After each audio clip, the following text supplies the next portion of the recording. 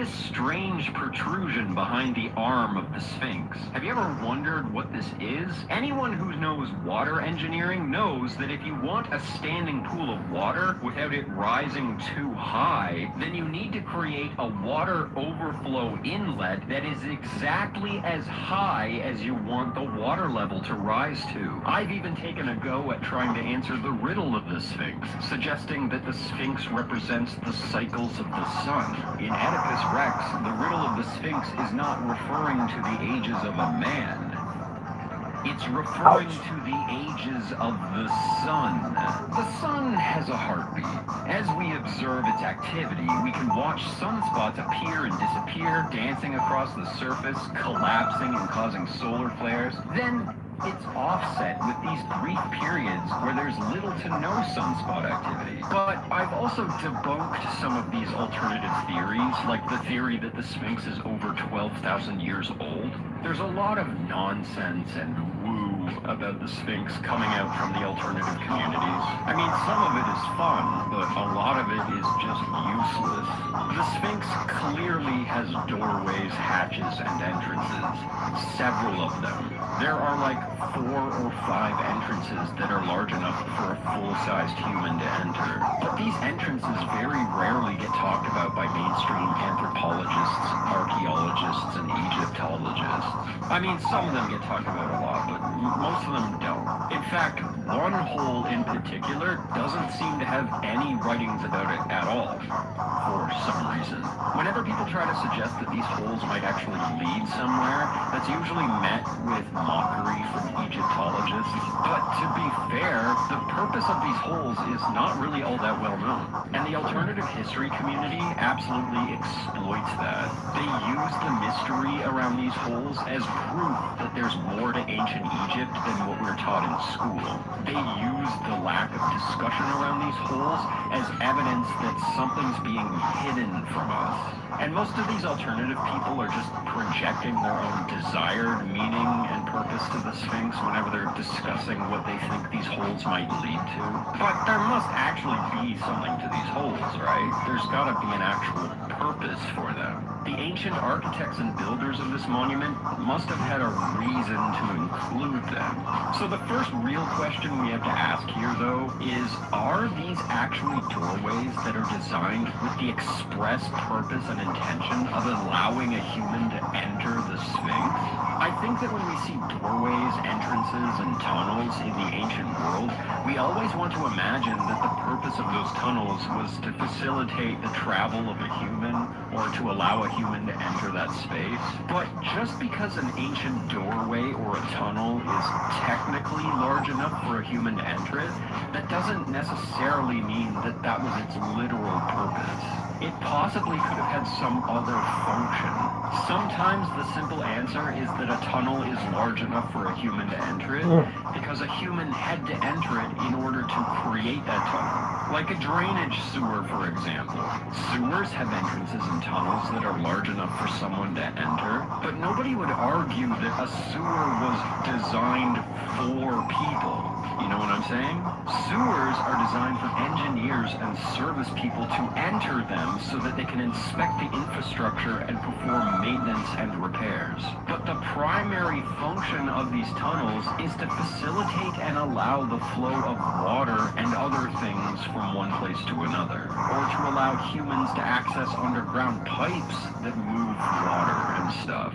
I don't think anybody would describe a sewer as a secret underground chamber, and I definitely would not recommend that any of you go down there. The point I'm making is that a lot of these doorways and tunnels that we find in ancient sites could just exist to facilitate some other function, and they're merely large enough for a human to enter so a human can perform maintenance, or so they can access something.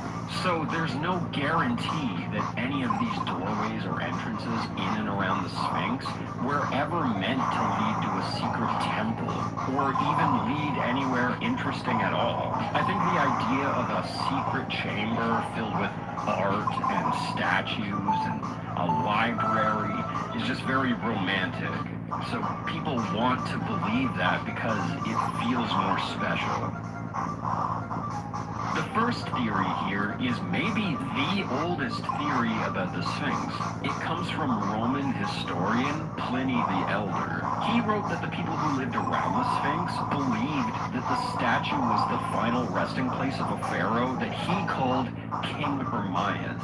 King Hermias is the Greco-Roman pronunciation of Pharaoh Haremheb. Now, that sounds interesting. It sounds like Pliny the Elder is expressly saying that there's a burial chamber somewhere in or around the Sphinx, if you take that specific statement out of context. But Pliny the Elder never expressly states that he himself saw this chamber, or that the Sphinx has anything to do with Haremheb whatsoever. He was merely repeating a rumored belief that the locals of Giza held at the time. We know for a fact today that Haremheb was not buried anywhere near the Sphinx. Haremheb's tomb is in the Valley of the Kings. They've already excavated it. But despite that fact, the rumored belief that there's a secret chamber inside of the Sphinx has persisted until today. And this was more or less the beginning of that rumor, which is wild when you think about it, because even Pliny the Elder himself did not believe this. After Pliny the Elder makes that statement that the locals believe that Haremheb was buried inside of the Sphinx, he then says that his personal understanding is that the Sphinx is actually made of solid stone, implying that his personal understanding is that there are no hollow chambers inside of the Sphinx. But for hundreds of years, explorers and tourists didn't care. They wanted to believe that there's a secret chamber inside of the statue. Sometime in the 1500s, a European tourist, Johann Hellfish, wrote about the Sphinx, and he said that there are secret tunnels leading from somewhere else into the statue. He stated that priests would use these tunnels to enter the Sphinx from another location, like, say, the pyramids. And while inside of the Sphinx's head, the priests would speak to crowds of people, giving them the impression that the Sphinx itself was speaking to the crowd.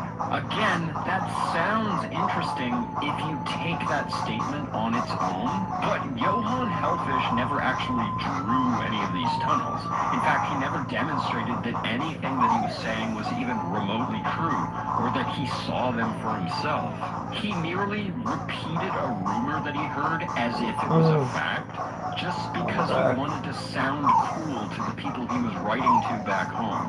He wanted to sound like an explorer and an educator. Tourists around the world today still embellish stories like this about all sorts of historical sites. Whenever I hear stories like this about priests talking through the Sphinx's head, I'm always reminded of that one episode of Sliders when they go to a universe that's further ahead on the timeline, and people are excavating what we now consider to be like modern day Vegas or something, and they pick up an old beer mug and they're like, ah yes, this is a ceremonial chalice. Meanwhile, we, the audience, know that it's just some random beer mug from a random bar, but the person excavating that beer mug wants to sound special and deep, so he makes up a whole story about it being ceremonial or spiritual. The stories that older explorers told about Egypt are pretty much the exact same energy as that, just making stuff up to sound cool. But they had no idea what they were talking about. Right next to the statement that he wrote about priests talking through the Sphinx's head, Johann Hellfish included his own drawing of the Sphinx where he depicted it as a woman with long hair. He was repeating the belief at the time that the Sphinx depicted the goddess Isis. Again, we know for a fact today that this is not Isis, nor does it appear that the Sphinx is female at all. But in the 1500s, they didn't know anything about the Sphinx. I mean, hell, during Johann's time, they didn't even know that the Sphinx had a body. They just thought that it was a head sticking out of the sand. These guys had no idea what they were talking about. They just wanted to bring fantastical stories with them back to Europe. But statements like this, and from other similar explorers and tourists at the time, kept this rumor alive that there's a secret cavity inside of the Sphinx. My bad. One of the leading unproven theories is that the Sphinx was designed to have a large crown or a headpiece sitting on its head, likely made out of some kind of metal like copper or bronze, or maybe even gold. We don't know. But even though this theory is widely believed by Egyptologists and anthropologists, there is no direct proof that this is true. If there really was a metal headpiece on top of the Sphinx's head, we've never found any of its remains anywhere, nor have we found any writings describing the Sphinx as having a metal hat. But there are quite a few hints that suggest that this was probably the case. For one, there's multiple depictions of sphinxes all over Egypt that are extremely similar to the Great Sphinx that have tall headpieces. If these statues are depicting the same deity or whatever as the Great Sphinx, then it's safe to bet that the Great Sphinx also faithfully depicted it in the same way that they all did, with a hat. And the Great Sphinx also has a few design choices that only really make sense if it was supposed to have something on its head. For example, the top of the Sphinx's head is almost perfectly flat, at least compared to the rest of the head. The top of the cranium is carved down, making it look like the top of its head is missing. This makes sense if the flat top is designed to hold the weight of a separate piece, and that there's supposed to be an optical illusion making it look like the very top of its head is inside of a headpiece or a crown. There's also a mysterious notch on the side of the Sphinx's face under its ear, and I've seen something like this before. This could have been a place where a piece of metal slid into the face to anchor the headpiece down. Romans used a similar technique on their statues to fix separate pieces on the top of their heads. And then there's that mysterious massive hole on the top of the Sphinx's head. Today there's a metal hatch covering this up, and the sides are partially filled in with concrete, making it a little bit smaller than it was originally. But this is not a tunnel. Egyptologists tell us today that this hole is around 6 feet deep, and it ends in solid stone. This hole on the top of its head very well could have been designed to hold a peg that was on the bottom of the crown. The peg would slide into the hole, stopping the hat or the crown from falling over. It was another support piece. So the crown was essentially lowered into that hole when it was installed. This theoretical headpiece is totally missing today, obviously. It's possible that a later civilization came along and used it as scrap metal, or maybe a conquering kingdom took it as a trophy. We don't know. There are a lot of things on the Giza Plateau that are missing today, like the cover stones on the pyramids, because a later civilization came and took that material to build other things. So again, as far as we know, this hole on the Sphinx's head is only 6 feet deep, and it does not lead anywhere. It's not a tunnel, it's not an entranceway into the Sphinx. It's just a hole in its head. Now, one of the reasons that earlier explorers might have believed that this hole in the Sphinx's head was supposed to lead to a chamber is because that hole used to be filled with sand for like thousands of years. Johann probably even saw this hole for himself. Maybe he even climbed inside of it, and he found it full of sand and probably just imagined that it was a passageway that was blocked off, or that it led to a room inside of the head. It doesn't. Nobody in the 1500s ever found any secret rooms inside of the Sphinx, yet the rumor persisted. But by the 1800s, the curiosity around these rumored chambers in the Sphinx had peaked. By this time, people had climbed through every crack and crevice on the Giza Plateau, trying to find a tunnel that led to the Sphinx. And anytime they thought they found a possible entranceway to the inside of the Sphinx, they would record it. But despite all of these possible entrances to the Sphinx and these possible tunnels that lead to the inside of the statue, nobody actually found an entranceway to the Sphinx or an empty chamber inside of its body. Every one of these tunnels either ended in a wall, solid rock, or a collapse. Pretty much every hole around the Sphinx has been explored and documented, except for one. Maybe the most famous hole around the Sphinx is the rump hole, on the back or the rump of the Sphinx. This is the easiest one to see for tourists walking around the base of the Sphinx because they barely cover it up today. They have like a box or something with a wire mesh wedged in there. There actually is a tiny bit of mystery around this hole, and that's not helped by the fact that Zahi Hawass cut the last exploration of the hole short back in the 1980s. The story with the rump hole is that it has been explored a few times. On one expedition, a team traveled to the bottom of the hole and found water.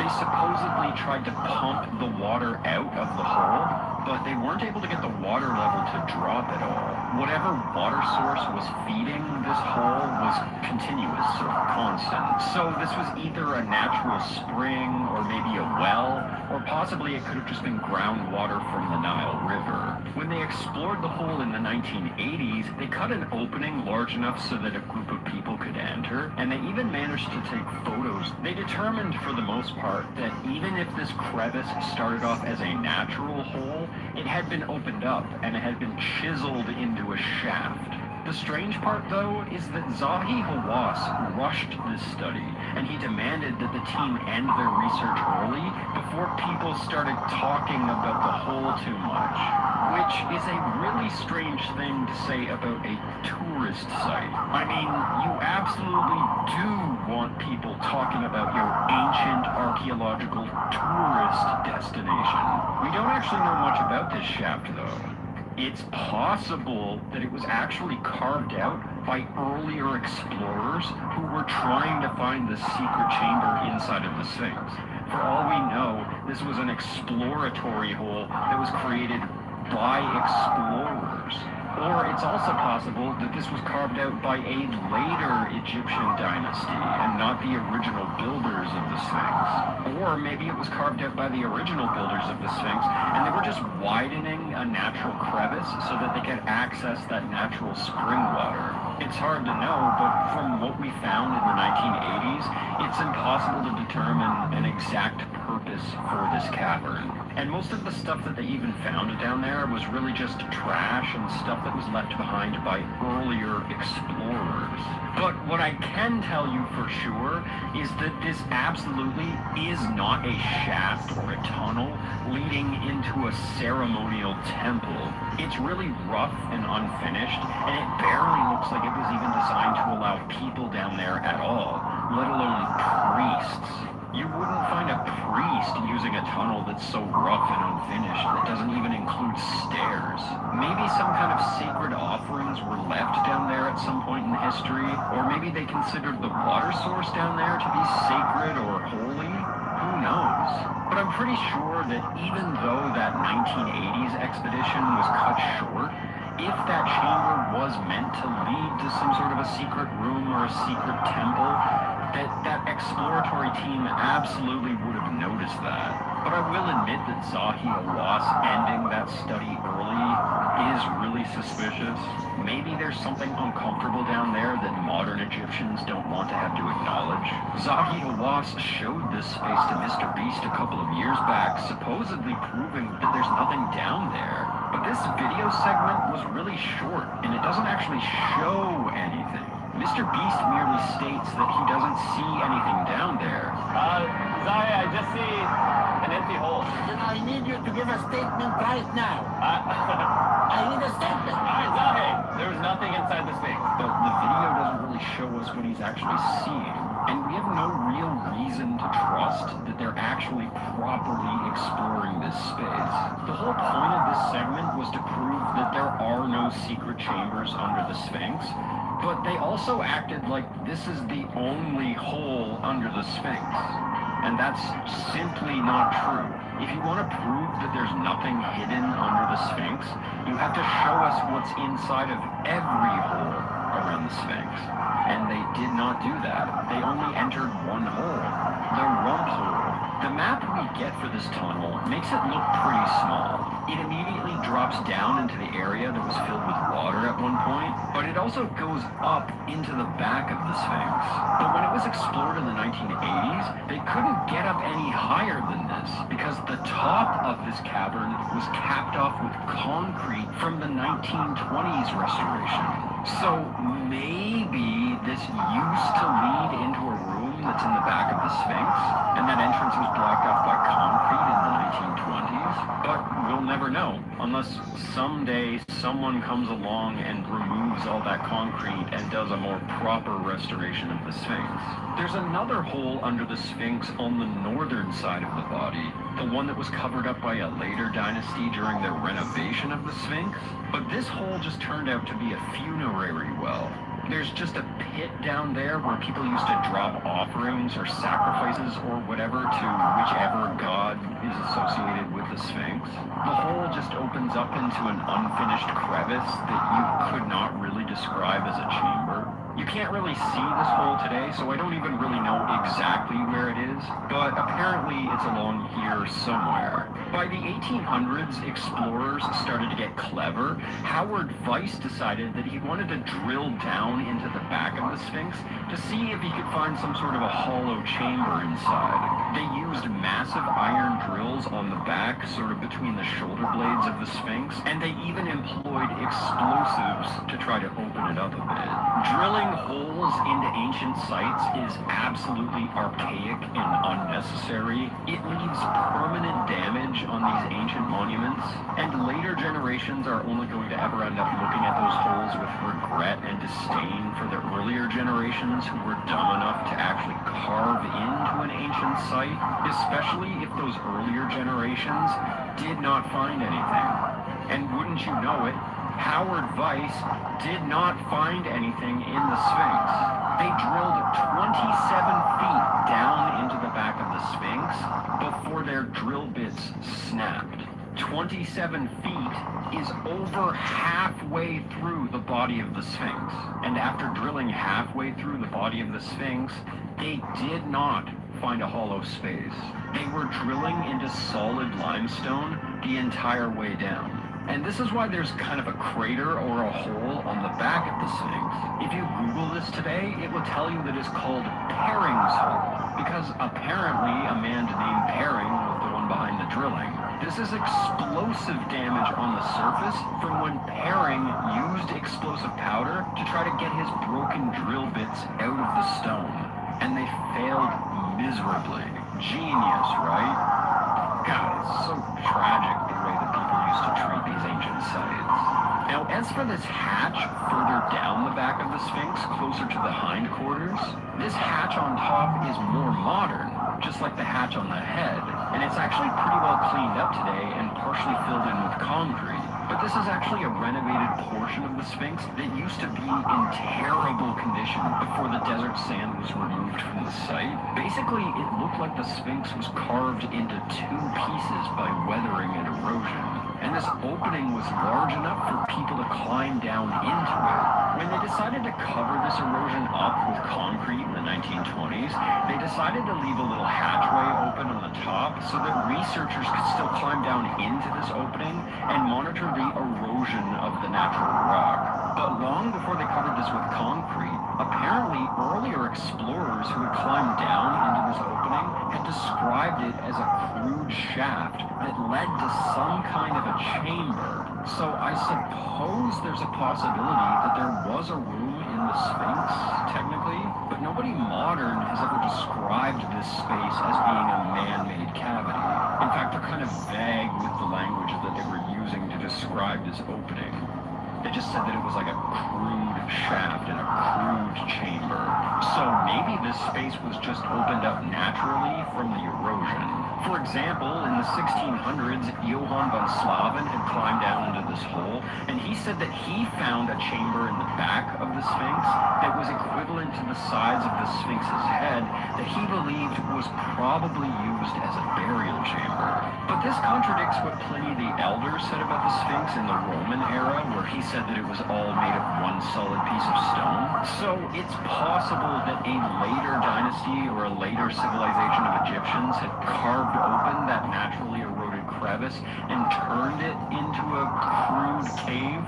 In 1897, the director of the German Institute in Cairo, the archaeologist Ludwig Borchardt, wrote an article and mentions, quote, the occurrence of two vertical shafts on the back of the Sphinx, one of which ends in a burial chamber, in which coffin boards have been found. From this, we can infer the earliest existence of a mastaba on the back of the Sphinx. So I guess technically there is an opening in the Sphinx with a chamber inside, but it probably wasn't carved out by the ancient Egyptians. The descriptions from historic eyewitness accounts are all we have to go on. How old is the rock-cut chamber? Because the Sphinx has been iconic and significant in so many periods of Egyptian history, from the Old Kingdom to the New and then way beyond, there really is no way of knowing if the chamber inside the Sphinx is original or not. For all we know, it could have been a much later intrusive feature. But if this is the chamber with hieroglyphs noted by Cavilla, I guess the answers may well be in the writing. If, of course, it still survives today. Ancient Egyptians possibly could have made it and used it for something, or maybe later Egyptians came along. Hey buddy, on June 30th of 1908, there was a mysterious massive explosion deep in the wilderness of Siberia, far away from civilization. This happened near the Tunguska River in an area now known as Krasnoyarsk Krai. The blast was so massive that it could be heard over 500 miles away. The blast was so powerful that it knocked out windows and knocked people over hundreds of miles away from the epicenter. Seismic sensors as far away as England were able to detect the vibration of the Earth, where they might have initially thought that it was some kind of an earthquake or volcanic blast. When a research team finally managed to reach Tunguska to investigate the damage, they discovered that this mysterious explosion had flattened and destroyed over 80 million trees across an 830 square mile area. That's about 2,200 kilometers of forest that was completely obliterated. A blast radius of over 20 miles or 32 kilometers across. Holy sh**. It's believed that this explosion could have been the equivalent of about 15 to 20 megatons of TNT. That's just shy of the equivalent of about 200 nuclear explosions, something like 185 times the power of the Hiroshima blast. For 1908, that would have been unfathomable. What makes the most sense here would be to believe that this was caused by a meteor or a comet that crashed into the Tunguska area, right? Or maybe it could have been some sort of volcanic activity or something. This is 1908, remember, so this is long before humanity managed to figure out how to create explosions this large. So a mysterious explosion in the middle of nowhere like this had to have been caused by something natural, right? This had to be a force of nature, surely. But what's strange here is that despite the gigantic blast area and the 80 million trees that were destroyed, there is no impact crater. There's no direct evidence that a meteor actually crashed there. I mean, yeah, the land at the center of the blast area was left completely flat and barren, and all of the trees disintegrated. But whatever caused this explosion did not leave a crater in the earth, but it did leave behind ionizing radiation and radioactive fallout. What the hell is going on here? We call this the Tunguska event, and to this day, we still do not know for sure exactly how this happened. There are a few really good theories about how this was possible, though. So, what exactly happened in the Tunguska event?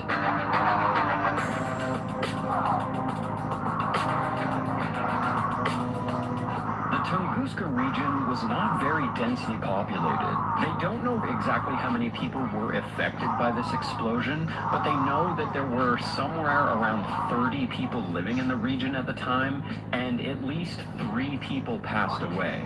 but it could have been more than that. Many of the survivors claimed that they were either knocked to the ground or they completely lost consciousness. For the longest time, it was a pretty big mystery how this even happened. They knew that the size of the explosion was too powerful to have been caused by humans, but the lack of an impact crater definitely left them baffled. The leading theory now is that the Tunguska event was caused by an asteroid or a meteoroid. Meteoroids enter the Earth's atmosphere all the time, basically every day. But it's very rare for a meteor to actually hit the surface of the Earth. That's because the vast majority of the rocks that fall into our atmosphere are tiny. Most of them are about the size of a pebble. So as they burn up in our atmosphere in a big ball of fire that looks like a shooting star, they tend to expel all of their material fairly quickly. Often a shooting star will just fade away and fizzle out as it's flying across the sky, but sometimes they explode in the air, creating a big flash of light. And when we're dealing with a tiny little pebble-sized shooting star, that's pretty much what you should expect. A meteorite is a meteor that actually manages to crash into the Earth's surface, and they often leave a crater, even the smaller ones. Meteorites the size of a basketball can leave a crater about the size of a basketball court, and meteorites the size of a car can leave a crater about the size of a lake. And a meteorite the size of a house? Well, let's just say it leaves a much larger crater. But they believe that the rock that created the Tunguska event was a lot larger than that. They believe that the Tunguska rock was somewhere around 125 feet across, making it about the size of a 25-story building. And they think that it was upwards of about 220 million pounds. So if a rock that size actually managed to impact the Earth, it should have left a crater dozens or maybe even hundreds of miles across, right? Now, this wasn't a planet killer by any means. This would not have ended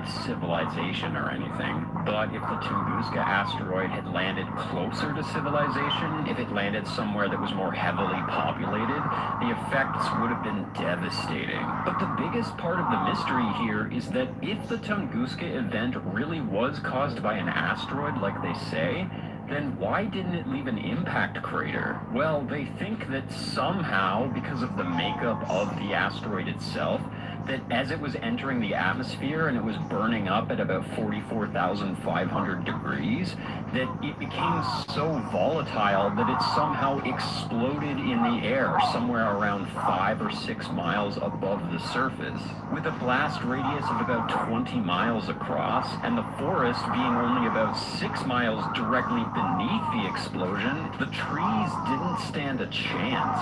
Like I said, it shook the Earth so hard that seismologists in Great Britain were able to pick up the vibration. And as far as I can tell, even to this day, no trees will grow in the center of the affected area. All of the most up-to-date photos still show bare ground in the center. Basically just grass, weeds, and small shrubbery will grow there. About 500,000 acres of trees were either knocked over, destroyed, or disintegrated. And an additional 25,000 acres of trees were charred from the heat. When the explosion initially happened, those trees on the outer edges would have slowly burned, but then the blast wave that followed the heat put the fire out. It extinguished the flames.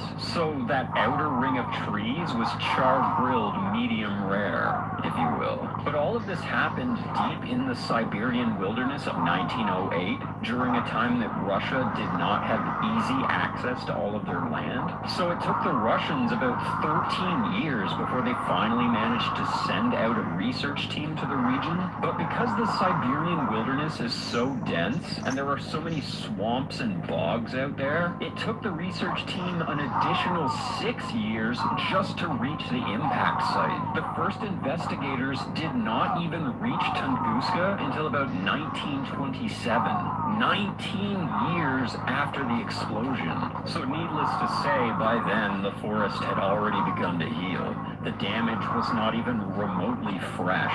The research team was led by Leonid Alexeyevich Kulik, the chief curator curator of the meteorite collection at the St. Petersburg Museum. So clearly, if the Soviets sent a meteorite expert to lead the expedition, they already suspected that this was a meteorite impact explosion. His team included a chemist, 2 geochemists, a geologist, a mineralogist, a physicist, and an astronomer. I don't know how many people were involved in this investigation in total, but the research team was pretty small, and they literally had hundreds of square miles of forest to investigate. Even if they were still doing this research today, it's basically impossible to search the entire affected zone. So one of the reasons that there might be a lack of evidence for an asteroid is just that it's impossible to search everything. So this might actually be one of the reasons why they've yet to find any solid evidence of an asteroid. There's just too much to search.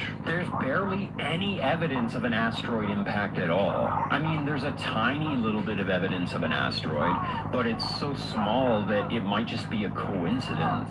Other than the damage that it created in the woods, obviously, there is no impact crater in the center, and the core of the asteroid itself is completely missing. Normally, when an asteroid or a meteorite is that large, some of it tends to survive and land on the surface of the planet. So in this case, they think that somehow the asteroid was completely destroyed in the blast, leaving only a handful of tiny fragments behind, about a millimeter in size. They only really just found a few pieces of shrapnel, and the rest of the asteroid is believed to have been lost in all of the bogs and the swamps, and likely will never be found. So it looks like it's probably an asteroid that caused this, but there's only a tiny little bit of evidence to actually support that theory. Oh, and they also found a handful of nanodiamonds, which is also pretty consistent with an asteroid impact. So we have one of the largest explosions in modern history, and all we really have to show for it is a handful of pebbles and some nanodiamonds, which are consistent with a meteorite impact, but we should expect to see a lot more. So ultimately, this is what they would have called an airburst explosion. Even though they categorize this as an impact event, it all happened in an airburst. And one of the coolest pieces of evidence for this is that the trees at ground zero were either completely disintegrated or they were left standing upright out of the ground with all of their limbs and bark stripped from the trunk. Basically, because they were directly under the blast, it didn't knock them over and instead just stripped them straight down. That's kind of cool. A little further out from the blast, trees were literally ripped right up out of the ground and thrown from the epicenter of the blast. And then a little further out from there, about 20 million trees either broke and got knocked over, or they were stripped or charred. Scientists actually estimate that a Tunguska-sized asteroid could enter the Earth's atmosphere every 300 years.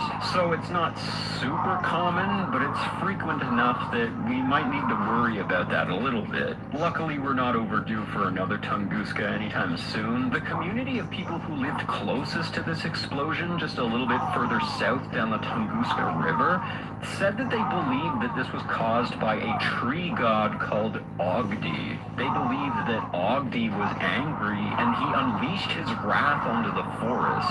The locals were actually nervous to talk to the research team about what they witnessed because they were convinced that this was some sort of divine intervention caused by Ogdi and that this was some form of punishment. And this explosion had a massive impact on their community, not just because it destroyed so much forest, but because it also killed so much wildlife. They estimate that somewhere around 1,000 reindeer died from this. And reindeer have always been a pretty important staple of Siberian diet. Some tribes and some communities in Siberia base their entire lives around reindeer. These communities that the research teams talked to were one of the best sources for information about this explosion. People told the researchers that they saw a massive blue fireball shoot across the sky, nearly as bright as the sun. It lit up the whole sky all the way to the horizon. And they said that when the fireball finally crossed the horizon, the earth shook so violently that it made things fall over in their houses. And then there were hot winds that were so strong it knocked people over. And then they heard a massive explosion that they described as sounding like artillery fire. Now, it's pretty safe to bet that all of this was not actually caused by Ogdi, but I just thought that it was only fair to the locals to mention it. There are similar meteorite mysteries around the world. Maybe the most famous is between Libya and Egypt, where green glass or moldavite glass can be found scattered across the Sahara Desert. We don't actually know for sure exactly where the central impact site would be, and that's what makes it such a mystery. We don't actually know how many meteorites there were, when exactly this happened, or where, but we know that some sort of an impact event happened in the Sahara Desert because tons of this green glass can be found scattered across hundreds of miles of desert. With moldavite glass, basically what happens is that the heat of an impact incinerates and instantly liquefies sand silicon and turns it into glass as it flies across the sky. If Tunguska was sandier, then you might actually be able to draw some parallels between these two events. Now, even though the Tunguska event was an airburst explosion and they believe that the entire asteroid was somehow destroyed in this explosion, a group of Italian researchers actually suggested that it's possible that the asteroid did survive the explosion and that the core of the asteroid did land on the Earth and it did create a crater. They believe that the Tunguska asteroid created a crater that is now Lake Chico. Now, this is highly disputed because there are several different lakes and ponds in the region that are just like Lake Chico, but there's no record of Lake Chico before 1908. So there is a small chance that Lake Chico actually is the impact crater from the Tunguska explosion. Now, to answer the mystery as to why there's no impact crater, another group of scientists have suggested the theory that the Tunguska event was not caused by an asteroid, but it was in fact caused by a comet. They believe that it's possible that an icy comet broke up in our atmosphere, and one of the best pieces of evidence for this is that people in Europe reported seeing glowing blue clouds in the upper atmosphere after the Tunguska explosion. And this could have happened as the comet was releasing water and gases into our atmosphere as it was falling to the Earth. And I guess this is a pretty good theory as well, but we don't really have any other examples of icy comets breaking up in our atmosphere and causing a massive explosion like this. But I guess it is worth considering this theory as well. I think it's just hard to imagine an icy comet creating such a massive fireball that it burns so much forest. Some people have suggested that the Tunguska event could have been caused by a small black hole or a micro black hole. Now, this theory is a little bit silly, but I guess that it is possible that a tiny black hole entered our atmosphere and caused an antimatter explosion over Tunguska. I don't really think that any scientists actually take this theory seriously because it kind of contradicts all of the nanodiamonds that they found at the site and all of the meteorite fragments that they found, but it's not totally impossible, I guess. There's also a small possibility that the Tunguska event was caused by some sort of human activity. Some people have suggested that this could even have been caused by some sort of an early atomic bomb test, and I guess that it could have also have been some sort of a military disaster or maybe even an industrial disaster. And I know that some people believe this because of the radiation that was left behind in Tunguska, but I want to say that this theory seems impossible. Not only was this almost 40 years before the invention of the atomic bomb, but even if the Russians or the Soviets or whatever somehow did build an atomic bomb in 1908, there's no way in hell that it could have been powerful enough to destroy such a large area. Again, it was like 185 times the size of the explosion at Hiroshima. Some people have suggested that the Tunguska event could have been caused by some sort of volcanic activity. They believe that maybe this was some sort of magma-related disaster where hot magma from under the earth, under the basalt layer of rock in the Tunguska area, somehow escaped the mantle and it mixed with volatile volcanic gases and methane. And the Tunguska event could have been caused by some sort of massive methane explosion. They've nicknamed this phenomenon Verne shots after the famous sci-fi writer Jules Verne because he had a similar concept in one of his books. Again, I guess this is possible. Maybe methane really did escape from the earth and it was somehow ignited by hot magma. I mean, at least it doesn't sound impossible. But again, based on the destruction and some some of the evidence found at the explosion site from the researchers, it doesn't seem like this is the most likely explanation. The explosion radius appears to be centralized around this now treeless area of Tunguska, and if the explosion really did come out of the ground, it likely would not have left so many trees standing upright in the center. And there's also no evidence of the Earth cracking open and allowing a pocket of methane to escape into the air, but who knows? Maybe. What's funny is the first time I ever heard about the Tunguska event was in a YouTube video years ago, and the presenter wanted us to believe that this was somehow caused by alien activity. Surprise, surprise. They believed that the explosion was caused by some sort of a UFO crashing into Tunguska, or maybe aliens firing some sort of a weapon in the woods, or maybe it was caused by a UFO landing in the woods, and all of that destruction was from thrusters from when the UFO landed and when the UFO took off again. Now, I don't really believe in aliens, but because the research team took about 19 years to finally reach the blast site, I guess that it's possible that that's enough time for aliens to clean up their mess and leave the Earth. Or maybe the research team actually did find alien artifacts there, but they were sworn to secrecy, so they never told us about it. I don't know. Hey, if I'm gonna mention the tree god theory, then the least I can do is mention the alien theory too. I'm just being thorough here. But tell me what you think. Was the Tunguska event a natural disaster, or do you think that it was caused by human activity? Or aliens? Was it an asteroid that somehow exploded in the air, or maybe even landed somewhere else? Or was it a comet that evaporated in the atmosphere before it made impact? Or is this something else? Something more elusive that we haven't thought of before? What really happened in Tunguska in 1908?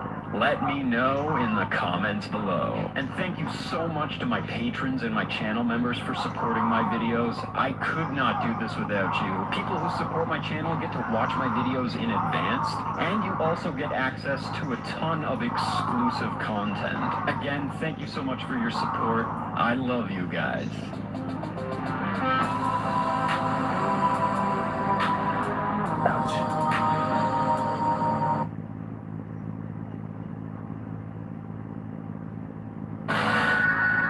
Hey buddy. In April and May of 2011, YouTube user Ivan0135 uploaded 4 videos that appeared to be depicting a real alien that was filmed by the Soviets between 1942 and 1961. People call this particular alien Skinny Bob. This might be the most famous alien footage on YouTube, and people say that this footage has never been properly debunked because nobody has ever managed to reproduce similar footage. The story is that these aliens had supposedly been meeting with military and political leaders since 1942, and the Soviets secretly filmed a few of these aliens during some of their visits without their knowledge.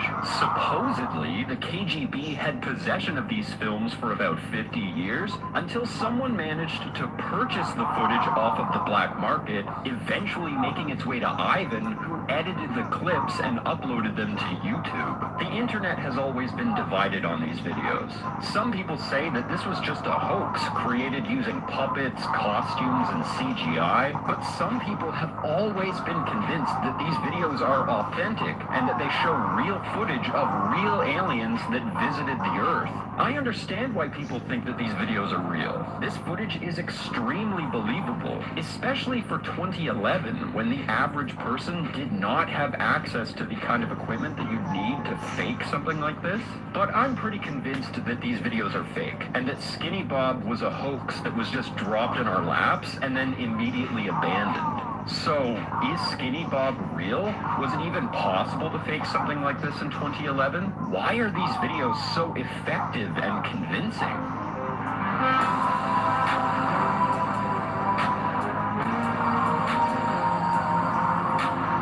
Ivan's first video was a compilation of a few different clips. The first two clips are footage of flying saucers traveling over the countryside. On their own, they're not too impressive. We've seen much better UFO footage than this. But then it cuts to clips of what appears to be classic gray aliens. One alien is standing, looking towards the camera, and there's more footage of another alien that appears to be injured or passed away, laying on the ground. It's hard to make out exactly what's happening here, but it appears as if humans have arrived to help these aliens. Someone seems to be handling the alien laying on the ground before the footage ends. The second video is a little bit more interesting because Ivan included some text to give us more context about what's going on. According to the video title, these aliens supposedly arrived from Zeta Reticuli, and they were recovered and studied by the military. And this video gives us the name of the main alien, Skinny Bob. We then get footage of Skinny Bob from the side, moving his head and his arms, and he even blinks. We then get an upward pan of Skinny Bob's entire body. This is maybe the creepiest and most believable video of them all. The third video is really weird though. It appears as if Ivan, the creator, was really offended by people's skepticism, and you'd think that if somebody was hoaxing something that they wouldn't want to draw so much attention to the skepticism about their work. But ironically, this is really common with hoaxers, that they get really upset that people don't just immediately believe their really sketchy or unbelievable footage. The only visual that we see in the third video appears to be a 4-digit handprint of an alien on a piece of paper, and the text is just Ivan chewing out his audience for doubting the alien footage is real and for coming up with their own theories about where the footage came from and what it really means. Ivan then says more footage will probably be released depending on the events and the people. Whatever that means. But we really didn't get much more information than that because Ivan only uploaded one more video to his channel entitled Family Vacation.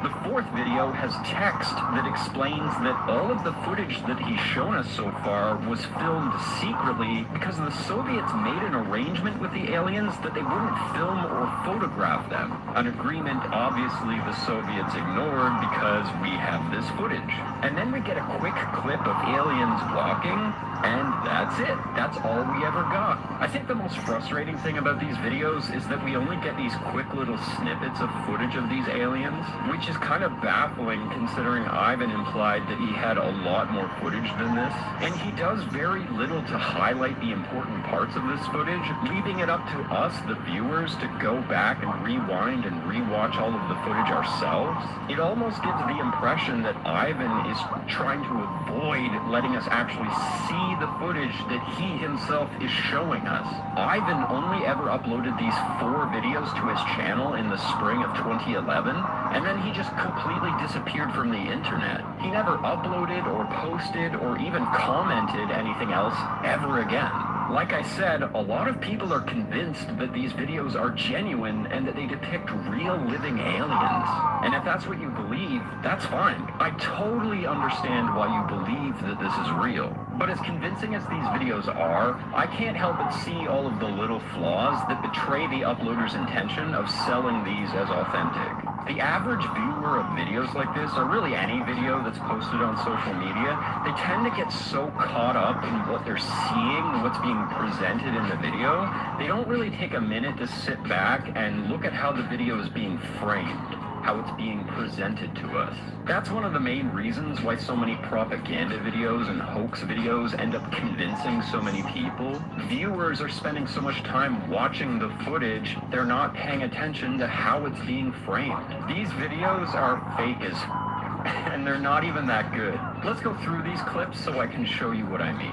God, where do I even start here? First of all, let's look at the film effect on the videos. The footage appears as if it was filmed on old 8mm film, Super 8. We see blotchy, flashing film reel with imperfections, and the videos have this choppy projector sound effect throughout the footage, giving the impression that we're watching film reels. Just listen.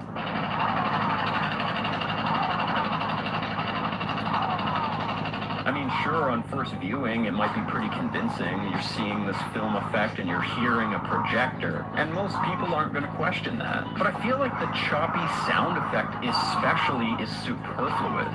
A totally unnecessary garnish that makes these videos feel kind of sketchy. The implication here is that these films don't have any audio. We're not actually hearing anything that's happening in the footage. We're just hearing the film projector itself. So if this footage has no audio, why bother recording the sound of the projector that's playing the footage? It seems unnecessary. We don't need that projector sound effect. It adds nothing. I mean, why add the projector sound effect if the projector isn't playing the audio of the footage that you're watching? It doesn't make sense to me. Unless the point of that sound effect is to sell to the audience that they're watching real film. I mean, think about it. If we are actually watching real film footage, then we don't need that projector sound effect to tell us that. So if Ivan feels like he needs to add the sound effect to tell us that, then it probably isn't real 8mm film. I feel like the biggest nail in the coffin, though, is the flashing film stock effect that we see over this footage. Cunning internet sleuths have tracked this film effect down, and they discovered that the film effect is actually a stock plugin effect that can be downloaded off of the internet. Ivan clearly knew how to use Adobe After Effects, and he used a lot of tricks to make this footage appear as if it's a lot more real than it probably is. People who believe that the Skinny Bob footage is real have come up with quite a few reasons why they think that Ivan would have added this film effect to his footage, like maybe he's trying to hide something sensitive. But I think that what it actually tells us is that these videos are fake, and that they were not actually filmed on Super 8. And Ivan just used these film effects to trick us into thinking that it's real film footage, and also to hide the imperfections of his special effects, the costumes, the puppets, the CGI, whatever. This is something that came up in the Patty Sasquatch film as well. You know, the Patterson-Gimlin film? That film was also altered using in-camera settings in order to hide the imperfections of the Bigfoot costume. One of the reasons that this Bigfoot appears to be so real is because the camera is shaking so much that we can hardly focus on the thing, and the frame rate has been altered so we're not even seeing its proper movements. With shaky camera, bad lighting, missing frames, and choppy film effects, it hides a lot about what's happening with the subject in the film. Like the way that the subject moves, the costume moves, those things can easily be hidden that way. Then there's the time code in the corner. I always thought that the timestamp in the corner of this footage was sketchy as well. As far as we know, film cameras were never able to integrate digital timestamps into their footage. That was something that was introduced to cameras closer to like the 70s or the 80s. I guess that it's possible that military cameras during the war era had secret technology that was integrated into them that allowed them to show some sort of a timestamp on the footage, something that the public never learned about. But if these timestamps are fake and they're added to the footage afterwards, that should be pretty easy to figure out. Again, internet sleuths have managed to track down the font that was used in these timestamps, and they discovered that this is actually a Microsoft Consolis font that was introduced in 2006. This is Microsoft Consolis font. So between this timestamp that was clearly added in post, along with this grainy film footage effect that was also added in post, we have no choice but to determine that Ivan, at very least, altered this footage. And why alter footage like this if it's showing authentic aliens? Why not just show us the clean footage? Probably because the footage is not real. There is no clean Super 8 footage. I think that if this footage was actually real, Ivan would not have had to add any of those effects to sell that to us. Those effects just really make it harder for us to see what's actually happening in the footage. But the fact that these effects were added to the footage in post basically proves that this footage is fake. I mean, if this footage is authentic, if this is real 8mm film footage, why would Ivan ruin it by adding all of these fake effects over top of it? This just makes the aliens harder to see and harder to believe. As far as I'm concerned, these things just ruin the videos. Then there's also the way that Skinny Bob moves in the close-ups of his head and his face. His movements seem fake. Now, you could argue that we don't really know how aliens are supposed to move. And because he's an alien, we should expect his movements to appear alien. But I feel like the creator left some mistakes in this close-up footage that can basically reveal how he managed to fake this footage. These close-ups kind of just show us how he was able to create Skinny Bob.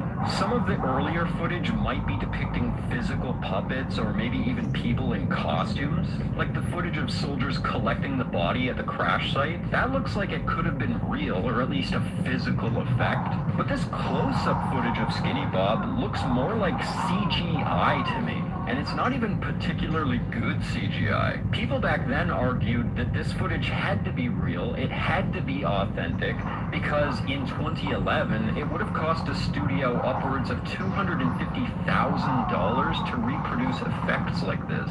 That's not really a great argument, though. Sure, maybe it would have cost a studio $250,000 to produce effects like this in 2011, but that doesn't mean that a single person in 2011 wouldn't have been able to produce these effects on their home computer. A hobbyist or a freelance special effects artist definitely could have done this themselves.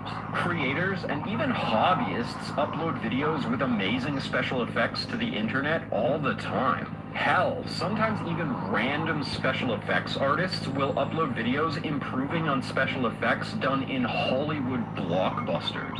Like when Joss Whedon had to digitally remove Henry Cavill's mustache in Justice League, half a dozen people uploaded videos fixing Cavill's face, and they didn't spend a single cent doing this. They did this for free. It cost a studio like $20 million to do this or something, but a hobbyist can do it for free. I mean, maybe Skinny Bob was created using costumes and puppets or something physical. Those videos do sort of have that feel to them, but I'm betting on CGI here. And let me show you why. In this cleaned up version of the video, Skinny Bob's movements are a lot more clear without them being hidden and covered up by the film effects. At one point in this video, he moves his head down, and then the downward movement stops, and his head just shifts to the left. The transition point between these two movements is not smooth or organic at all. This figure clearly cuts from performing one movement to the next. His head goes down, and then it turns sharply to the left. Again, this is an alien, and maybe this is how aliens move. But usually when we see a movement like this, it's a result of CGI animation. An organic being doesn't really move like that. An organic being has more smooth transitions between their movements. His head should go down and sort of curve to the left. I think that this is just a sign of bad animation. This is a really typical movement for a 3D model 15 years ago. This seems very animated. And then there's Skinny Bob's skin and his outfit. If this was a real physical being, or even a costume or a puppet, then his outfit should be a separate layer. All right, welcome back. Today we're breaking down... Ouch, ouch. Backrooms is a complex movie. It's based on a YouTube web series that... Hey, buddy. Hey, buddy. You've heard of the Sphere, right? The tiny UFO ball that they collected in Buga, Colombia. Earlier this year, back in March, a group of people in Buga, Colombia claimed that they found alien technology flying above their heads. A silver ball that supposedly was seen floating in the air. They released a video of this silver sphere floating around in the air for several minutes until it eventually lands on the ground, and one of the people filming walked into the trees and collected the sphere. Since then, this thing has been passed around to a bunch of different researchers, and a ton of different tests have been done on the Buddhasphere. X-rays, carbon dating analysis, all sorts of things. And there are people that are basically claiming that they've proven that this is alien technology. There are some cool facts about the Boogosphere that make it sound pretty interesting on the face of it. Supposedly, it only weighed about 2 or 3 kilograms when it was originally collected from the ground by the people who were filming it, and now it somehow weighs over 10 kilograms. And also, it's made out of a material that's much harder and stronger than NASA's space-grade aluminum. And it's also perfectly smooth and seamless. Besides the designs on the top of the sphere, obviously, the exterior of the device appears to be made out of a single smooth piece of metal. But I feel like the entire internet was going crazy over the Boogosphere for a few months there. I was seeing content about the Boogosphere popping up on my feed several times a day at one point. In my mind, it's pretty obvious that this thing is fake. I mean, the Boogosphere has to be a hoax, right? But somehow the Boogosphere has maintained a pretty large following. Apparently, there are thousands of people who believe that the Boogosphere is a real piece of alien technology that was genuinely filmed flying in the air above Pugo, Colombia. Avid UFO enthusiast Hayam Musan is convinced that this is real and that they've found an alien craft. So could the Boogosphere actually be alien technology, or is this all just an elaborate hoax? Is the Boogosphere actually from outer space?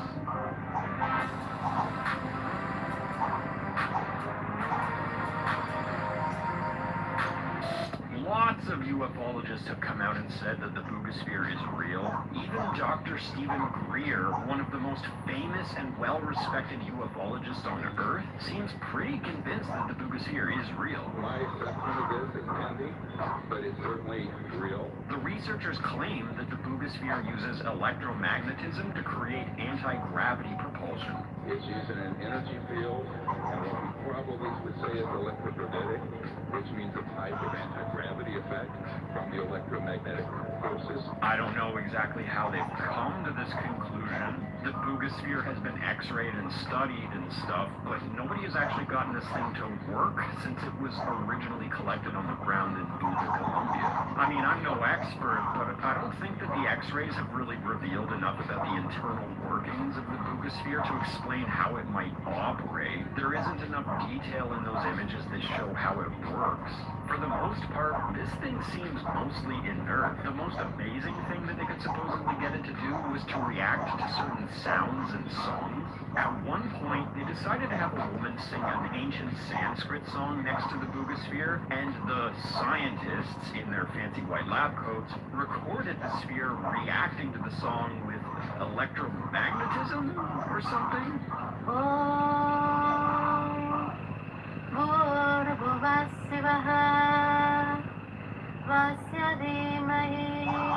Look at the way that the scientists are nodding at each other while reading their results. Seems legit. Dr. Stephen Greer also claims that they managed to carbon date some of the material that they found around the middle of the sphere inside of those holes, and they've determined that the Boogosphere could be upwards of 12,500 years old. That's a wild claim. I mean, I think that I'd like to believe a claim like that, but the problem is that we're left to trust that these scientists that currently have possession of the Boogosphere are being honest about where they're sourcing this carbon from and the test results that they got back. They apparently found this carbon or resin in the holes that are around the middle of this thing. There are some major issues with this paper, though. It's riddled with spelling mistakes and typos. For example, the company that tested it is called Serious Technology, but they spelled it technology. That's kind of sketchy. Also, the paper refers to the material that they tested in several different ways, at one point calling it a resin, but at the beginning of the paper they call it a foraminifer, which essentially means seashell.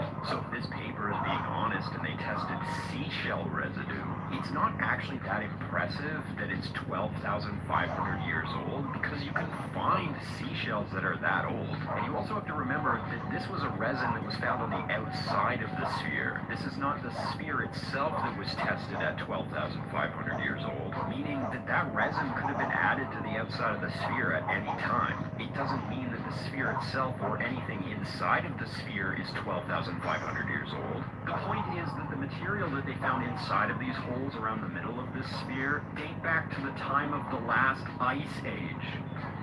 I don't know, man. And the researchers also claim that they've managed to find a sophisticated fiber optic system inside of the sphere that's completely absent from wiring. They say that it's state-of-the-art technology that allows the Boogosphere to communicate with its internal workings efficiently and achieve anti-gravity. But I don't know how they're coming to this determination. My question is, how can you be so sure that you found a sophisticated fiber optic system inside of this thing when it doesn't have any wiring? It kind of just sounds like they came up with a fantastical answer for why you can see a fibrous design on the inside of the Boogosphere. And I don't really like that they've come to conclusions like this after only a few months of studying this thing, and they haven't even opened it up yet to actually see what's inside. And how can you be so sure that that's what those internal workings do when nobody has actually gotten it to operate yet? And like I said, nobody's gotten this thing to work. Just cut the thing open and let us see what's inside already. Come on, just let us see what it is. But other than that, nothing that they've really revealed to the public about the Boogosphere so far is very meaningful. I just think that this thing is fake, and it's going to be pretty hard to convince me otherwise. So let's just go over some of my arguments as to why I think this thing is fake, and if you disagree with me, just let me know your thoughts in the comments.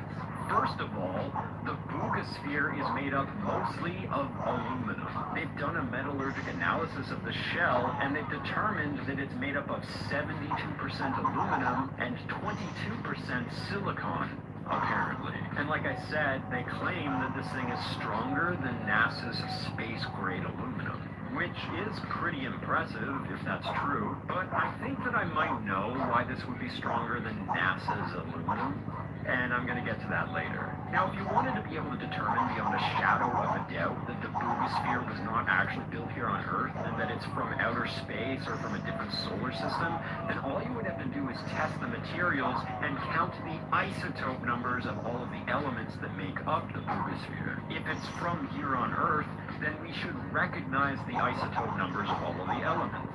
We would know immediately that the Boogosphere was made on Earth. But if it's from somewhere out in space, or even better, a different solar system, then the silicon and the aluminum and all of the other materials that make it up should have a totally alien isotope number. We should not recognize the isotope number, and it would be a dead giveaway that it did not come from Earth. This is often how we're able to determine that rocks that we find on the ground are meteorites that landed on Earth and are not stone that were produced on the Earth. Because the materials that make up a meteorite have totally alien isotope numbers. Simple. So why haven't they done this test yet? This should have been the first thing that they tested. If you want to prove that this thing is alien, just show us the isotope numbers. Right? To me, it doesn't make any sense that they wouldn't do this test. Unless they already know that the Boogosphere is fake, and they're intentionally avoiding doing the material test because they don't want to give it away. I feel like this is just really good evidence that this thing has to be a hoax.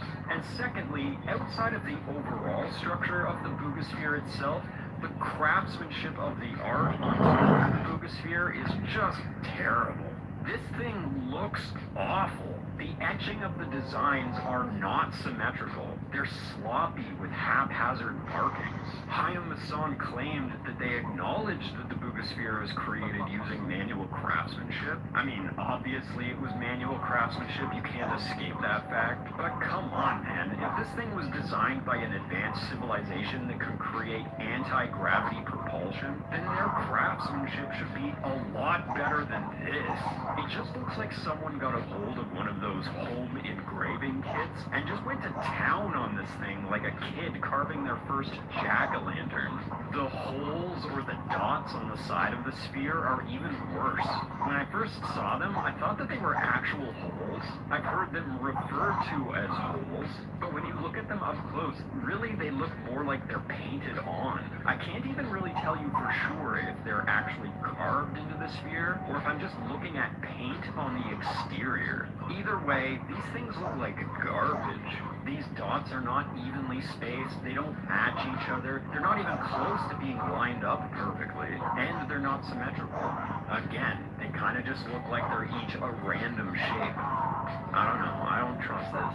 And then there's the dots and the lines on the top of the sphere as well. I think that this is supposed to look like some sort of an electronic design, but according to the scans, it's not even actually attached to any kind of real circuitry. I think the artist who made this wanted to create the appearance of sophistication and complexity to the design of the sphere, but they could only really carve a design that sort of looks intricate. This doesn't seem to do anything. Nobody has described any kind of functionality for this circuitry. And with those copper-looking dots, again, it sort of just looks like somebody took a soldering kit and dropped some copper into some holes that they drilled into the top. Then there's the video of the sphere flying. Nobody's buying this, right? I know that this might appear convincing to people on their first viewing, but if you spend just a little bit of time thinking about this, they probably just hung this thing from a drone using a fishing line and then filmed it from far enough away that the fishing line would not show up on the camera. We also can't know for sure that the sphere that we're seeing in the video is the exact same sphere that the researchers now have possession of. In fact, we can't even be sure that the sphere that we see at the beginning of the video flying around is the same sphere that we see those camera people picking up from the woods at the end of the video. There's a cut halfway through the video, so they could have just switched it out at any point. That might also explain why it weighs differently now than it did when it was first collected. Maybe it's not the same sphere anymore. The point is that the sphere that we're seeing them pick up at the end of the video could be a completely different sphere than the one that we're seeing flying around. So it might have a completely different mechanism on it. The sphere that we're seeing the researchers studying could be the hero prop, and the sphere that we saw flying around the air might be the practical prop. Who knows? In the video, though, the Bugosphere kind of just looks like it's hanging off of something else. It kind of just looks like it's dangling. It never really makes any intentional forward movements. It more kind of just meanders around in circles, lifting up and down. Up and down are pretty much the primary movements that the Bugosphere makes in the video. I want to see this thing stop dead in the air and then make a very intentional, deliberate movement forward. But we never see it do that. This isn't really that much more impressive than those old black and white photos of UFOs that people used to make in the 60s. A couple of guys mocked up their very own flying sphere video using a ball hanging from a drone. They didn't put any effort into hiding the string. They kind of just put a sphere in a net and then attached it to a rope. But this is a really good proof of concept. Their fake sphere is essentially moving around in an identical way to the Bugosphere in the original video. And at certain points, you can't even see the net and the rope at all, proving that it would have been really easy for hoaxers to hide a string in the Buga video.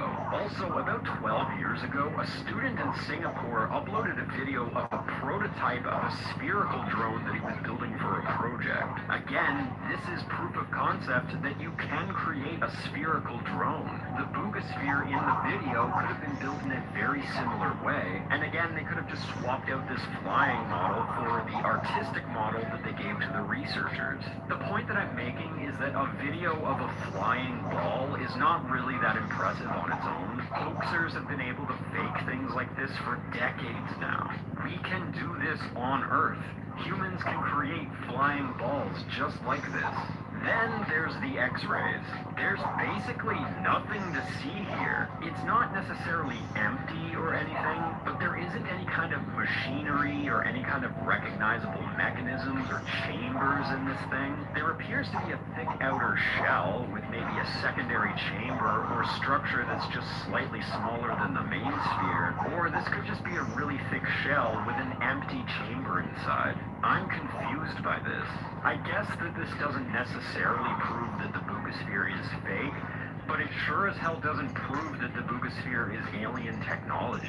Some of the scans make it look like it might even be a bowling ball with an aluminum shell. These scans look similar to the internal structures of a bowling ball. So remember that I said I was going to talk about the strength of the material, the strength of the Bugosphere structure? Well, there's a reason why the aluminum of the Bugosphere could be stronger than NASA's space-grade aluminum, or at least why it would be stronger than a space capsule. A space capsule has to hold in breathable atmosphere for astronauts. It has to maintain enough pressure for that atmosphere inside of the capsule while the capsule is out in the vacuum of space. So a capsule has to hold in 1 unit of atmosphere while it's in a -1 unit of atmosphere, a difference of 2 atmospheres. But we use a ton of different metallic objects that are expected to hold a lot more pressure than that. For example, an air compressor might be able to hold upwards of 200 pounds per square inch of pressure.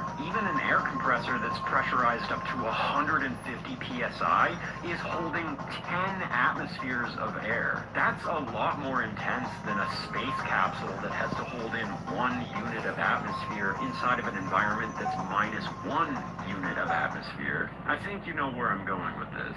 This is a hydrazine tank that's used in satellites and spacecraft. Hydrazine is a propellant that's used to move vehicles and satellites in space. It looks an awful lot like the Boogosphere, eh? There are actually a wide variety of different tanks made out of aluminum and titanium that are used to hold a wide assortment of different pressurized gases. And these tanks come in a lot of different shapes and sizes. The people that are trying to convince you that the Boogosphere looks like nothing that we have here on Earth are lying to you. Or they've just never seen a cylindrical pressure tank before. We see lots of things like this in industrial use and in our own space technology. So I guess technically the Boogosphere might have come from space, but it was originally built here on Earth before it was sent up there. If you ask me, it looks as if the artist who made the Boogosphere just got their hands on a cylindrical pressure tank. They cut the valve stem off of the top to make it perfectly round, and then added those designs on the top to both hide the hole from the valve stem and also make it look like it was designed in outer space. In fact, I actually think that that seam around the middle of the sphere is an indication of how the sphere was originally made in the factory. It was likely 2 separate half spheres that were just welded together using a manufacturing robot, and the artist added those holes around the seams to make it look like it was a more functional, purposeful design, I guess. But honestly, in my opinion, the worst part of it is that microchip-looking thing in the center and all of the fake circuitry coming off of it. Why would you do that if you had no intention of actually making that part functional? That just gives it away that this is a hoax. But tell me what you think. Is there a reason to believe that the Boogosphere is a real alien device? Or maybe it's ancient human technology that's been floating around in the air for 12,000 years? Or do you think that this is just a giant hoax that should not be getting this much attention? Let me know in the comments below. Thank you so much to my patrons and my channel members for supporting my videos. I could not do this without you. Anybody who supports my channel gets to watch my videos in advance, and you also get access to exclusive content. Patrons and Ko-fi members also get access to the Armored Skeptic Discord server. The links are in the description. Again, thank you so much. I love you guys.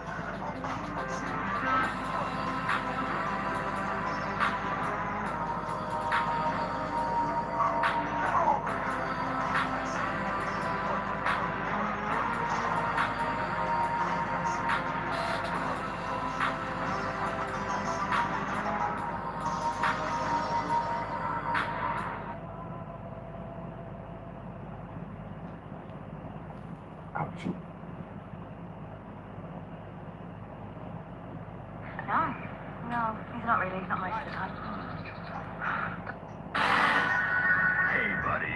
In 1427, a group of Portuguese ships were exploring the Atlantic Ocean when they came across a series of small islands that we now call the Azores, 1,500 kilometers west of Portugal. The islands were settled by Portuguese and Flemish people over the next few decades, building villages and farms. If you had asked a historian 50 or 100 years ago who it was that discovered the Azores, they would have told you that it was the Portuguese in 1427. But today, we now know that that's not true. In 2021, a research team took core samples from lake sediment soil on some of the islands, and they found evidence of charcoal from fires and even signs of domesticated grazing animals like cattle and sheep, all dating back to about 700 or 850 AD. Someone, somehow, had settled the Azores something like 700 years before the Portuguese ever discovered them. A group of people were farming on the Azores centuries before the Portuguese even stepped foot on those islands. Naturally, there are people that are marveling at the fact that we're now rewriting history based on these new findings. But the truth is that we've always known that the Portuguese were not the first people to find the Azores. Hell, even the Portuguese always knew that they weren't the first people to find those islands. From day one. Because when those ships first found those islands in 1427, and they were searching around the shoreline of the volcanic island they now call Corvo, the island of the Crow, they discovered something really bizarre. Standing on the western cliff face of the island was a statue, a very old statue that was heavily eroded. And this wasn't just a statue of a man, it was a statue of a man sitting on a horse, extending his arm out into the Atlantic Ocean. So not only did the Portuguese discover right then and there that there were already people who had settled on those islands, but it was a civilization of people who had mastered horses and could make statues. The Portuguese understood right then and there that these new islands that they had just discovered were already once settled hundreds of years earlier by some sort of a mystery civilization. And to this day, we've never been able to properly explain who it was, how they knew these islands existed, and how they managed to get there. It wasn't long before the mainlanders stripped Corvo of everything that it valued. They demanded that that statue be brought back to Lisbon. It was broken into pieces and shipped to an indifferent king, uncared for by a people with little desire to even admit it existed. After all, it was proof that they weren't first. It remained a curiosity of the court until it was lost and turned to legend. There are no pictures of it, no drawings, no representations of any type, no proof that it ever truly was here at all. Just a memory hidden in the fantasies of people on a volcano deep in the ocean. So why did the Portuguese pretend that they were the first people to discover these islands in 1427?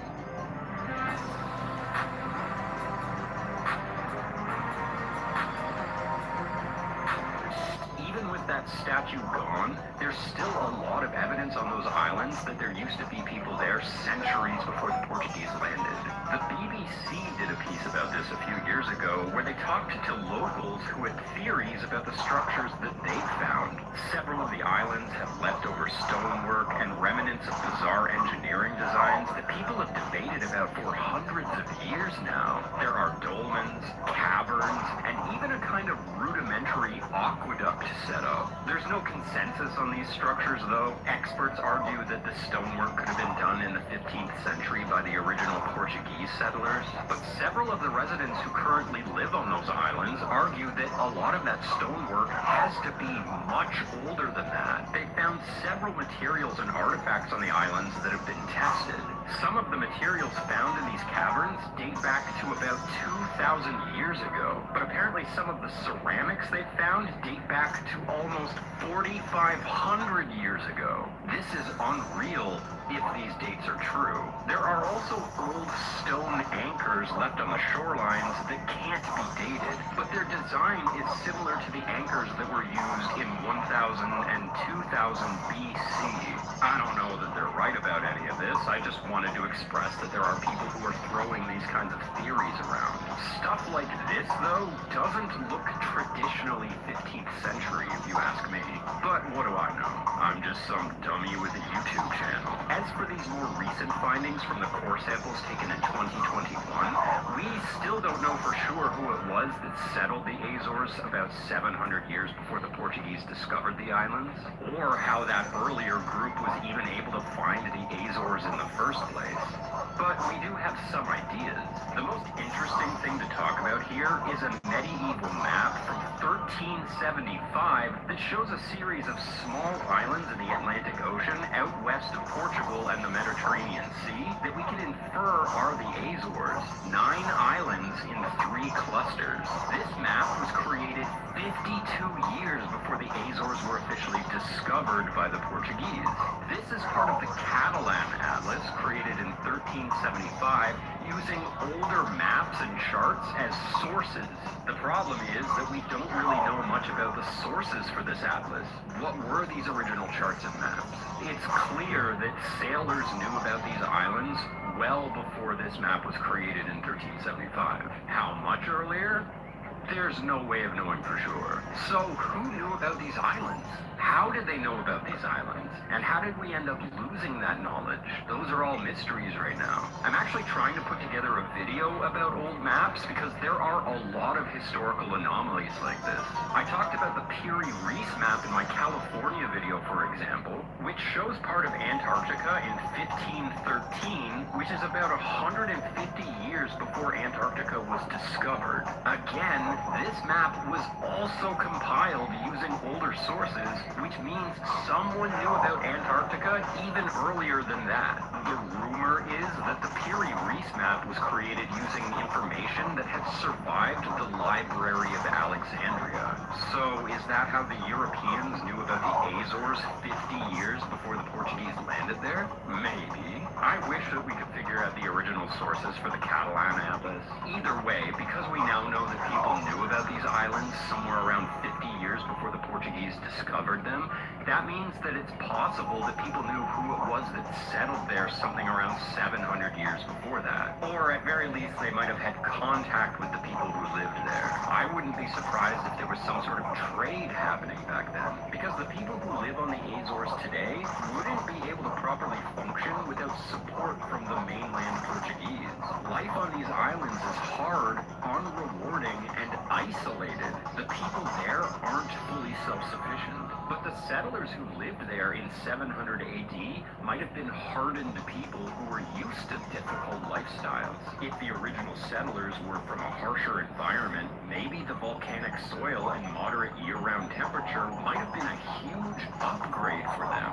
The biggest clue that we have as to where the original settlers might have come from actually can be found in the animal life that was already there on the islands when the Portuguese landed. The research teams that tested the core samples also tested DNA of some of the rodents on those islands, and they found that some of the mice have DNA from northern European mice.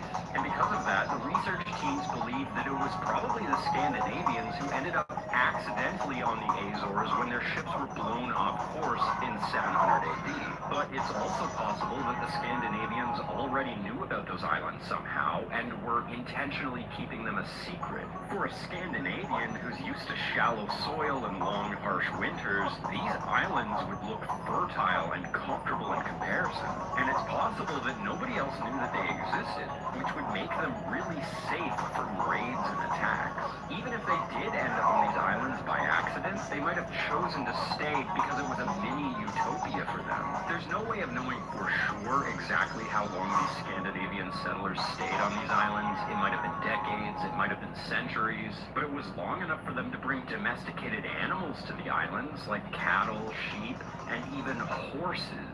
And this makes a lot of sense because the Scandinavians, the Vikings, they had discovered a lot of different lands and islands long before any of the Europeans did. Famously, the Vikings even found North America hundreds of years before Columbus sailed the ocean in 1492.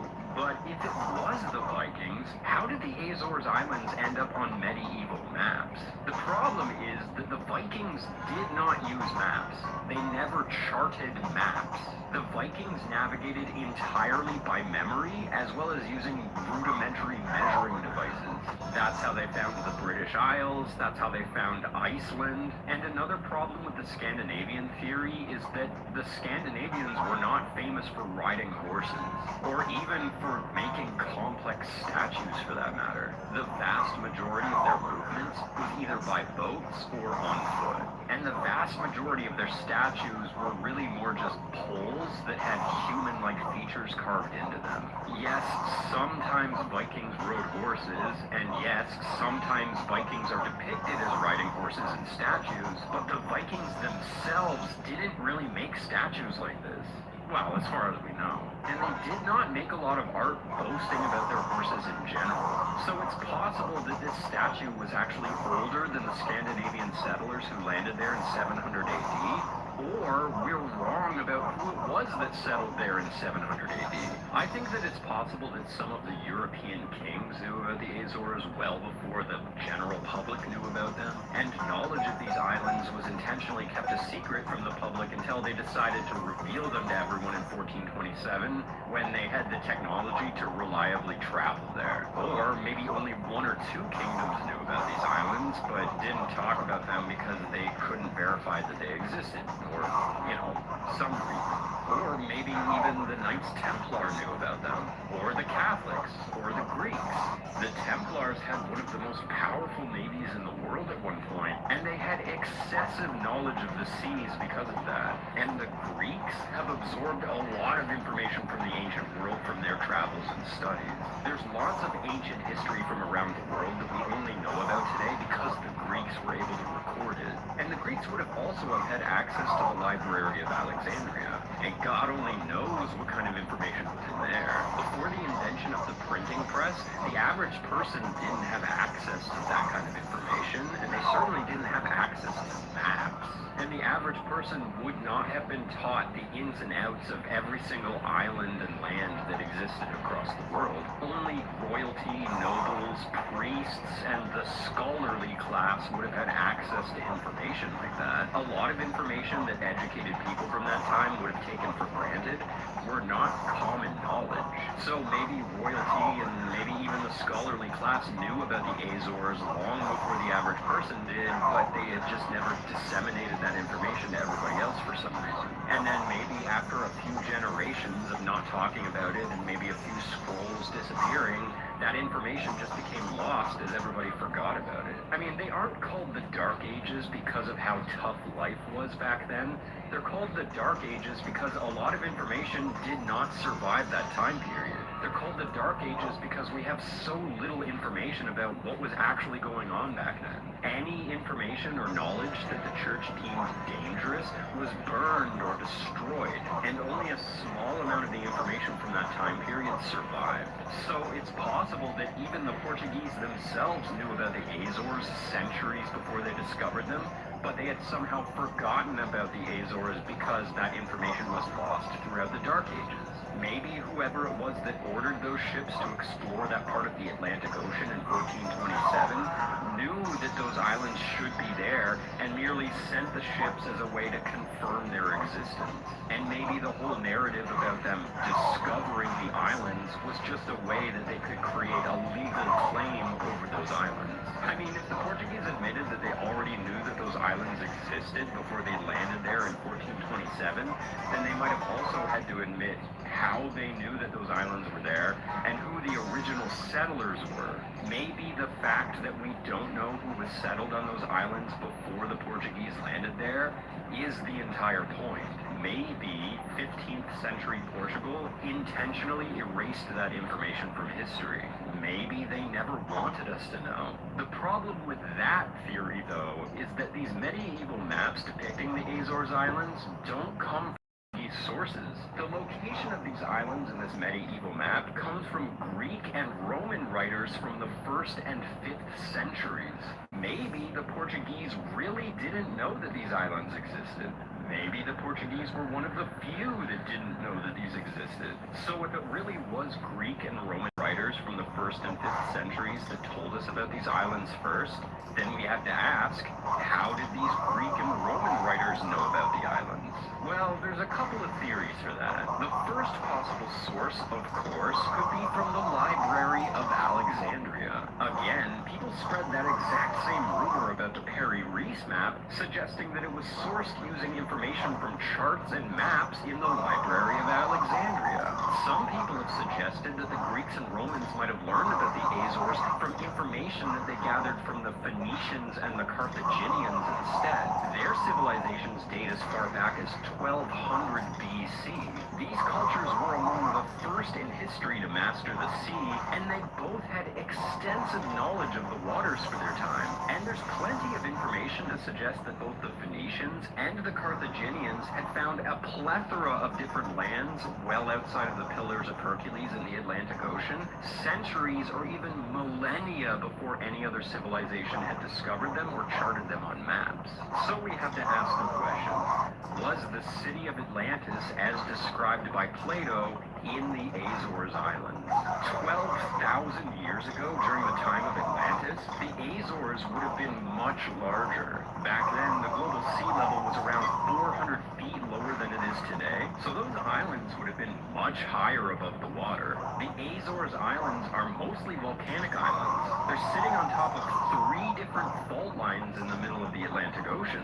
Maybe there were a series of different natural disasters that completely reshaped that region. There could have been massive earthquakes that tore the land up and dropped it below the sea level. There could have been massive volcanic eruptions that completely buried the region, and they could have been completely washed over with massive tsunamis.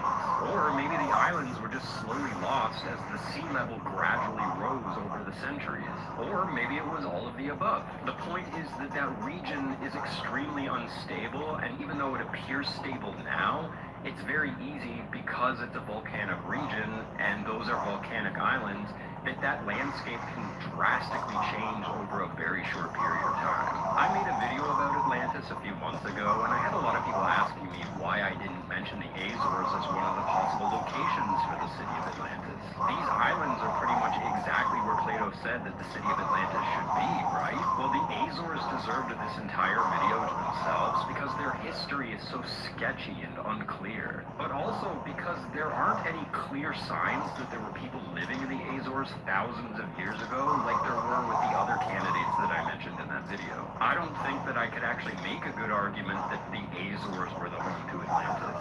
If Atlantis was here, the entire city should be completely submerged under the ocean by now. So the best that we can really do today is look at satellite imagery of the seafloor and to make guesses about where we think that it might have been.